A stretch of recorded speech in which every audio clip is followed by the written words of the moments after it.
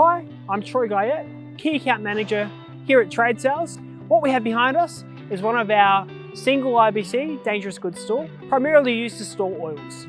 So the reason why it's called a dangerous goods store is because this unit behind me, one, offers protection for both the individuals around the unit on site, but then also the environment.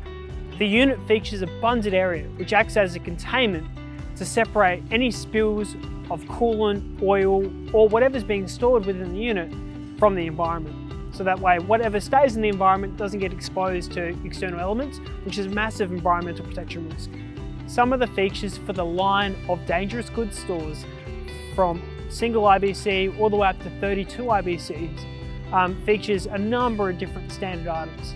For example, our unit behind us is engineer certified, so it features an empty lift or full lift with rated lifting points, as well as an engineering certification plaque. It features fork pockets from front or backside. The unit also features a heavy duty locking system, which is robust on site and designed to last years to come. This project we were commissioned by Roy Hill, and it's designed to be placed out of their PSA in the fixed plant servicing area for the storage of oils and hydrocarbons for servicing the fixed plant machinery.